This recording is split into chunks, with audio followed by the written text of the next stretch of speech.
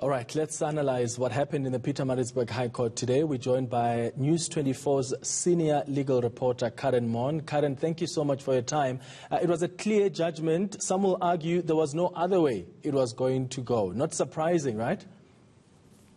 Well, you know, it is a pretty extraordinary thing to ask a high court to effectively suspend the orders of the highest court in the country, and Judge Jacob Zuma effectively finding in his decision that, you know, that would be a bridge too far for his court, also finding quite substantively that there was no basis on which the court for the court to interdict the police from carrying out the arrest, as doing so would constitute a grave threat to the Constitution and rule of law. So a very decisive ruling delivered in 19 pages or so, and certainly setting the scene for a quite profoundly important hearing of the Constitutional Court on Monday, where Jacob Zuma's last hope of freedom really rests on him being able to persuade the Constitutional Court that it got it wrong in that contempt ruling and its decision to sentence him to 15 months behind bars. What did the judge say about the issues around his health? The former president said, you know, sentencing him to prison amounts to a death sentence given his fragile health. The judge doesn't seem to have been convinced by that. And we spoke about this, you and I, earlier this week, on the contradictions we're seeing, because he argues this in court, and then his behavior that he displays when he addresses his supporters is totally different. You know, it's so interesting. I've just been reading Dali and Mpofu's heads of argument to the Constitutional Court, which were filed basically a few hours after this ruling was given.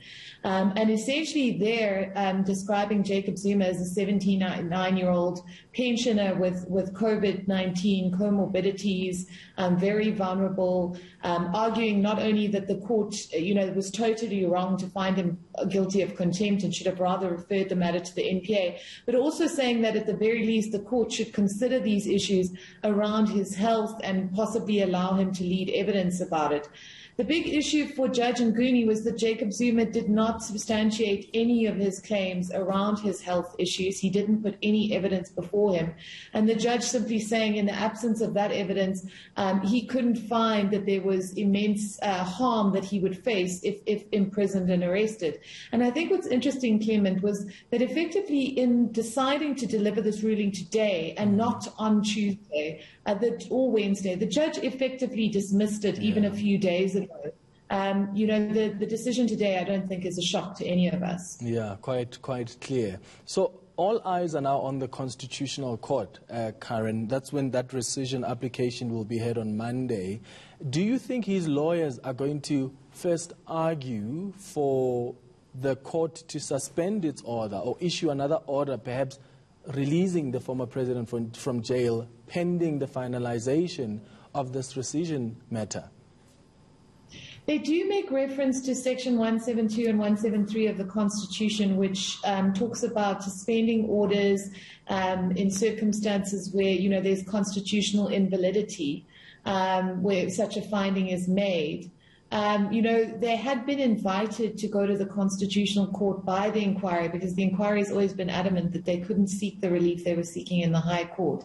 However, now given that he is behind bars, I'm not sure what the inquiry's attitude to that may be. Certainly there's been a suggestion from him that possibly the lawyers will take that approach, but it's unclear how they would make an argument for that.